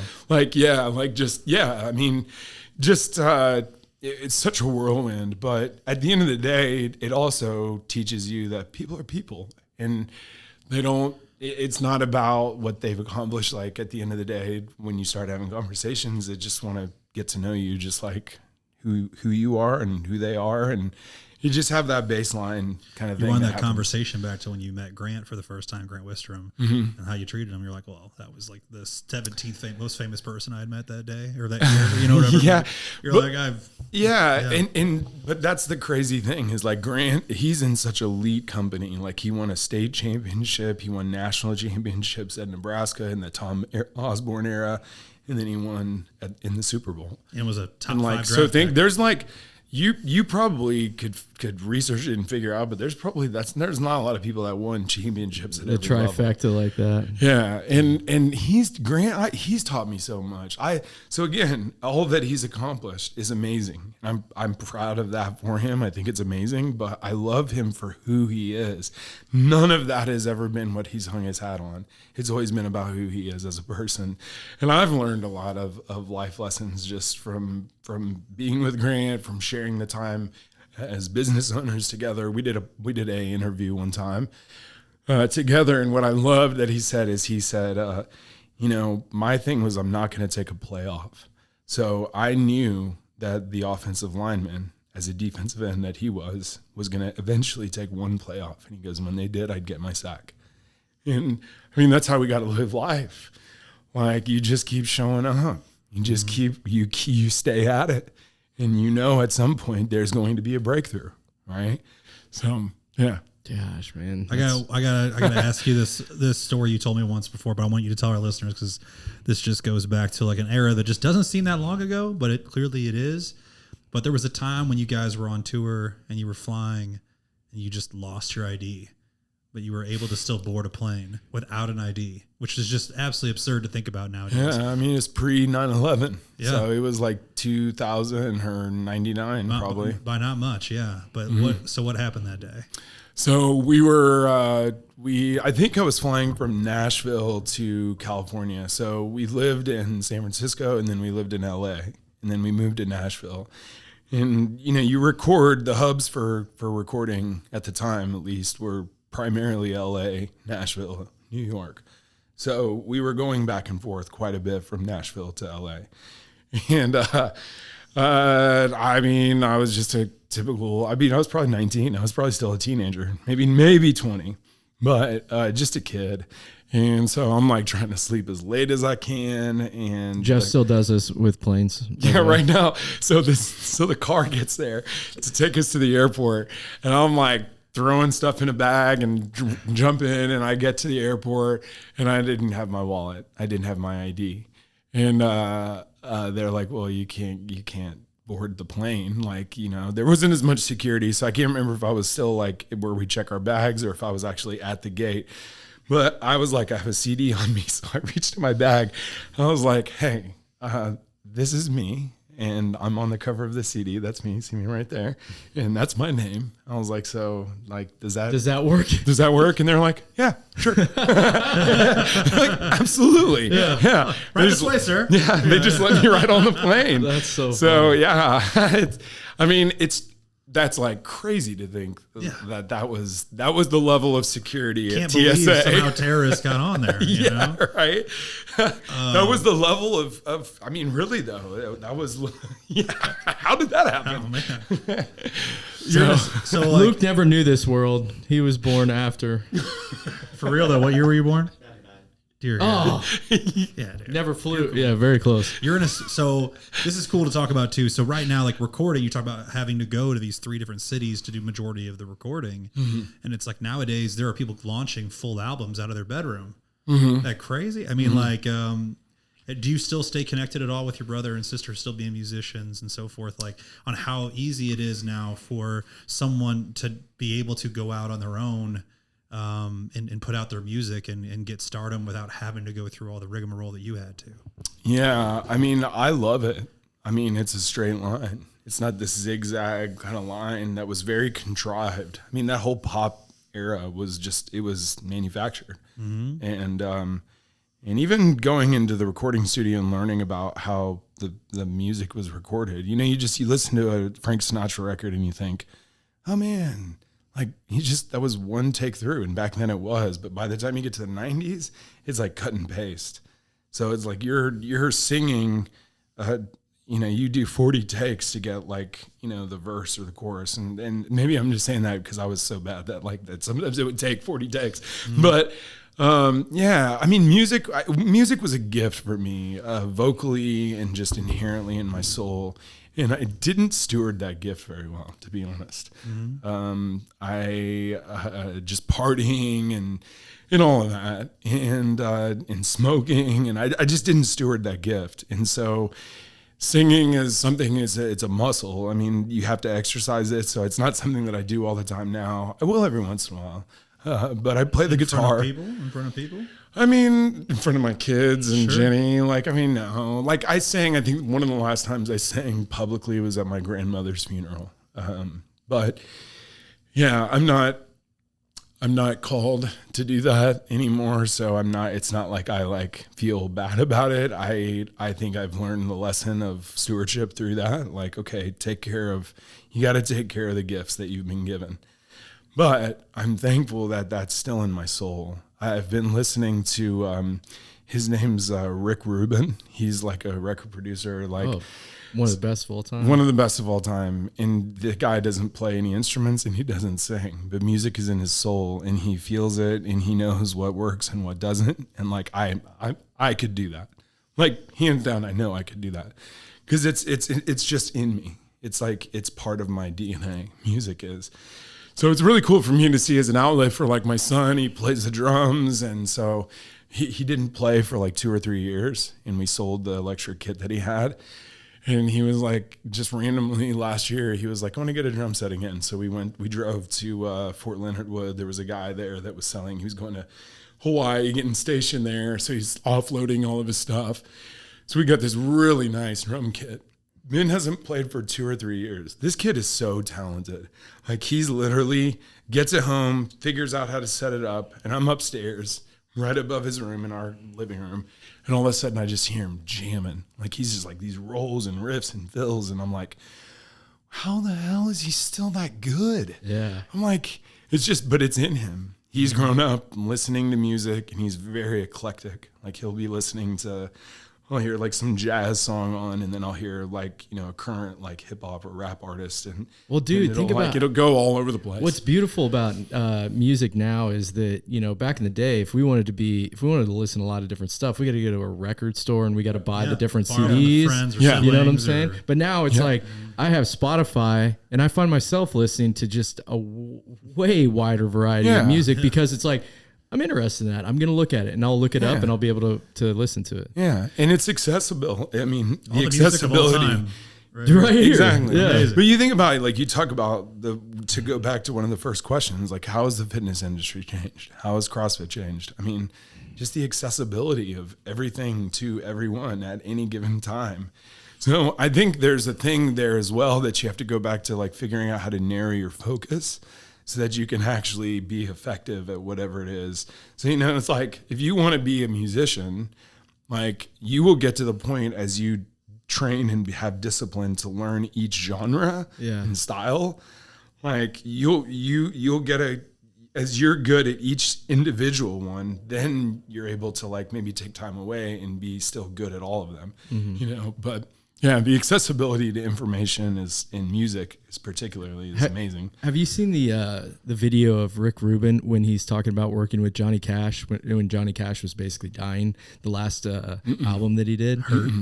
Yeah, did you see that video? No, it's awesome. Oh, bro, I'd love to watch that. He's talking about, he's like, I knew that Johnny didn't have much time left, and he was like, I was sending him a bunch of a bunch of songs because he was interested in finishing his album with some covers. And he was talking about, he's like, I sent him 9 Inch Nails Hurt. And he was like, he didn't like it at first because obviously Johnny Cash is listening to 9 Inch Nails. He's like, I don't see it, And he's like, but Rick Rubin's such a genius that he was like, I sent him like 3 other CDs afterwards, and I started moving Hurt up the list until the last one I sent him, it was the number 1 song on there. And he's like, I think you need to listen to Hurt again. He's like, I really think that song, he's like, you need to listen to it, and you need to listen to the lyrics of it, because I think the lyrics of it you'll really connect with. And Johnny Cash ended up cutting it, and I think that was Johnny Cash's biggest song. Last single. Yeah. It was incredible. I know. I remember. I'm like 14 years old and love the song. But that just goes back to like Rick Rubin. He just like, imagine that. Imagine 9 Inch Nails and Johnny Cash, and you're like, in your head, you're like, this is gonna work. You know what I'm saying? Like, it's just, you couldn't be more different, really. But like, he just has that, that thing that, what you were saying is just inside him, where he just knows. And there's a humanization, like he's a human. And so he's connecting. The music style doesn't, and it changes, but the people are people. So he's able to connect with the human aspect and then just find what he knows works. And I think that's the same, it's the same when you put into practice into real time, whatever it is that you do for a living, is like finding common ground just at a human level with whatever it is that you're trying to sell, or whatever the work that you're called to do is just finding that common ground with people. I agree. You gotta hear this. What is the song that you like to best perform in the car with your family? What's your go-to family anthem? Where everybody joins in. Where everybody joins in. Sure. That's tough right now. With the 4 of us. So like my daughter is like I said, she's a Swiftie, and Jenny and I, like, I don't know. I can't think of anything off the top of my head, honestly. Your daughter was mad that you came to Kansas City without her. Like, I bet Taylor's there. Yeah, right. You mentioned recording versus performing, right? You loved performing, didn't really like recording. And so what was, if there was a genre that you could have performed instead of pop, what would it be? I think like folksy, like I grew up with my dad playing like James Taylor in the car. I really love Harry Connick Jr. Just think he's always been like one of those artists that, as a jazz musician, that I really connected with. But But I loved Christmas album. Yeah, but I mean, I loved like gospel, like Kirk Franklin, so I love like Maverick City worship now. I mean, I just love music.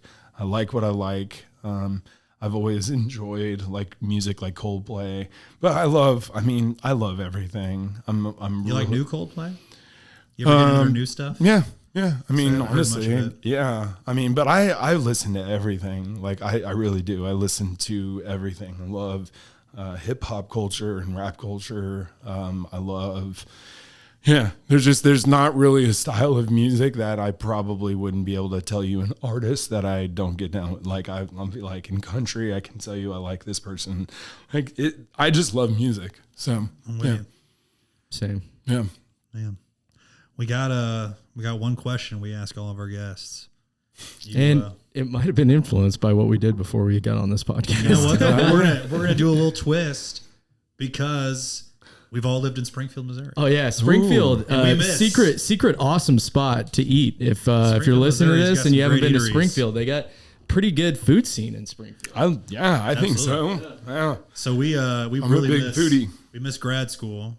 Which is now just JOB only, but we still know you can get the full ride burger if you go to JOB. There's a lot. Black Sheep's good. Is that Black Sheep burger? Yeah, Black Sheep's still good. They're still awesome. Yeah. But I'll put it this way: in Springfield, if you were to say, "Hey, people are visiting Springfield for the first time," what's the food spot they have to go to? Oh gosh. You got to give them one. You can only pick one. Oh, dude. We're gonna make this your clip, so we're gonna blast it all over Springfield. Yeah. He's like, I know a lot of restaurant owners. I do actually. I do. I really do. Man, I think the Asian in me is just gonna go with Ocean Zen. Ocean Zen is deep cut. Man. Yeah. It's still there. I thought you were gonna go Nikado, but yeah, I like the hibachi, but I just feel like Ocean Zen has that Asian American kind of fusion with their sushi. They do their steaks really, really well. You know how like people kind of use like I know that as a business owner, like inflation is a real thing, but like there's sometimes where I'm looking at like the cost of some of these entrees and I'm like, now I know you're trying to use, you're like taking it to a whole nother level. Yeah. Like I feel like Ocean Zen gouging. Like gouging it. Like I see that their prices are proportional to like there's equity. I don't like being upside down in transaction. I don't like people owing me, and I don't like owing people. Yeah. So I feel like I want there to be value for what it is I'm getting. And like when I think about their quality, their service, their environment, all of those things, and then their food, like I love it. Yeah. Like that's a great answer. Ocean Zen was the spot for drive-through sushi back in the day. Do they still got the drive-through? Because that was like Asian you food. could get legit good sushi through the drive-through, and I was like, this was all right next to. This was like there was Fuji, there was Ocean Zen, there was Chinese Chef. Is that what it's called? Yeah. And Ohana was right there. And then like right across the street was like Gem of India. There was like 7 ethnic food places all on one corner of Campbell and Battlefield. Yeah. Gem of India is not there. Gem anymore. of India, dude. It isn't. No, of course. It's got to be there. There was multiple Gem of Indias. Maybe. I don't know. Just Springfield seen most ethnic food per square mile of any city. Unbelievable. In Spring Vegas. Springfield style cashew chicken. I always tell people, I'm on like, the menu here in Kansas City, many places. Is it really? Oh, There's a place in California that had Springfield style cashew chicken. That's amazing. Unbelievable. Yeah. See? Canton Inn, man. They're the ones putting it down, I feel like. They're the ones. That place still there. I always tell people, I'm like, dude, Springfield, Missouri, sushi-wise, just kicks the shit out of Kansas City. It doesn't even compare. I could see that. Yeah. I could see that. So, yeah, like I said, the Asian in me likes that, but I've got it. You're really not lying. Like, it would be really hard for me to say, like, because I just know a lot of people in town. I've been in Springfield for such a long time that so many different restaurateurs or tiers or however I say that, they're friends. So I like them all. Like, is Flame still there? Flame is still there. Yeah, Flame is still there. And that's a probably top 3 for me. Yeah. Like I'd put that top 3. What was that other spot that was like on the south side of town that everybody loves so much? Something grill, Mediterranean grill? No, Neapolitan or Napoli. We're talking like real down Battlefield towards Metropolitan That's Grill. Yeah. So that's Metro's still there and it's still phenomenal. And then they did a like sister restaurant called Retro Metro. And one of my really good friends, Tiny is his nickname because it's ironic because he's like huge. Of course. Chef Tiny, Brandon Moore, but he owns Retro Metro. Now there's us. There's my wife and I at Retro Metro. So my beautiful Jenny Shine. But yeah, look, Jared Bond with the happy faces. JB. Love it. Yeah. So, but yeah, and Jeff liked it. Yeah, but Retro Metro is awesome. Yeah. Like Tiny has done such a good job, like taking the original Metro menu. I don't know if you remember whenever you went there, like all their dishes were like named after people. So they have the Proximal pork chop there. No kidding. Yeah. That's awesome. So I was on the menu. Yeah, Nice, dude. But it was really good. And yeah. You know, Jeff's got a menu item in Springfield as well, and I knew he was wanting me to bring this up. Thanks for not making me plug it. Yeah, Thanks. But hold on. Is Purple Burrito still there? Absolutely. Yes. There's no doubt it's still there, dude. Yes, it's still there. Can't shut down There an is- institution. I just saw it last night. I was on campus at Missouri State. And I was driving up Campbell. And I did one of these. Oh my gosh. Still open. They're still there. I never go there, but dude, yeah. Cali style burrito. But you were there because it's right across the street from the original store. From the original store. So what's your dish? What's your burrito? Well, there's two now. Might have to go scarf you up tonight. I'm not kidding when I say it's phenomenal, but the Jeff's Hangover burrito was a breakfast burrito served all day. They didn't serve breakfast burritos at the time. They just opened, and I was like, bro. I think I have had that, Dude. because that's like a really genius marketing strategy. Because when you're hungover, you're like, well, obviously, I need Yeah. something I should greasy. probably get that one. Yeah. It's literally the kitchen sink in a burrito, for real. It's eggs, cheese, jalapenos, hash. Like a good breakfast burrito has to have hash browns, in my opinion. I agree. And then it has your choice of meat, right? So they had everything there, right? So my favorite, because I was taught this, but I'd never had it until then, was machaca. It's like a shredded beef, but that is phenomenal and a breakfast burrito. And then, anyways, later on, like years later, I got into keto, and we started sending everybody over there to get a keto dish where they would give you, basically a burrito bowl, right? Mm-hmm. But it was funny as we changed it to the Fat Jeff and the Skinny Jeff. If you want to get the Fat Jeff, that's the hangover burrito. If you want to get the keto meal, that's the Skinny Jeff. It's so funny. So it worked out great. Thanks to Purple Burrito for keeping me on the menu. I still have a receipt that says one Jeff burrito on it somewhere. I love it. Yeah. I love it. Proximal pork chop, probably good, but not as good as Yeah. Hey, Jeff's Hangover burrito, Proximal pork chop. Next time you're in shout Springfield, out Springfield, check Missouri. We love you. For everybody listening, we thank you guys so much for listening. I don't feel like we do that enough, but for everybody listening, we genuinely appreciate it. Jeremy, love you, man. Thanks so much for being here. You're the best, man. You are, dude. For real. Such an awesome podcast. We appreciate you taking the journey up from Springfield, and we'll have to come out whenever heavyweights becomes a Yeah, plug that real quick, or plug whatever you want. A buddy of mine that we're getting to know each other, Michael Wilson, he had this idea, this vision for a podcast called Heavyweights, and it's kind of geared more towards men with a focus of just kind of relinquishing and letting go of some of the burdens that maybe we're not intended to carry. Build community to support each other as we carry the things that we are intended to carry. So I'm really excited, man. My wife worked with his wife, and there were some things that they went through in terms of miscarriages or whatever. And Jenny was a really big support, I think, to Caitlin during that time. And then Trey Betts, he lives up here now, strength and conditioning coach, really talented young man. He connected Michael and I. Michael pitched me the idea for this podcast. And honestly, it was just kind of a gut feeling, like an instinct of like, man, what you're communicating to me is something that I think men really need. Because I think a lot of times men, we tend to like, we're carrying all these burdens, and we're like just putting on a good face that we're like, we're suffering in silence, you know. It's emasculating to share that. Yeah. Exactly. Like I can't talk about the addiction that I'm struggling with. I can't talk about the marital problems or financial problems or, you know, the family problems, relational kid problems, stress at work or whatever, and all that stuff. So, you know, my big thing doing this Heavyweights podcast was like, I don't want this to be just a gripe fest. I don't want it to be kind of an Eeyore, you know, mindset, because I do believe that there's a lot of things as men that we are intended to carry. There's burdens that you better be strong enough to handle that. And so Michael uses the backpack analogy of like, there's things that need to fit in our backpack. There's things that we need to offload in a healthy way. So yeah, that's a podcast, and I'm really excited. I think that it's going to be a positive thing. And it's kind of funny because Michael and I didn't know each other going into it, and we're like getting to know each other on the podcast. In real time, we are building a relationship, a friendship. That's so awesome, man. I'm looking forward to listening to it myself. Yeah. Thanks. And I love the message. Thank you.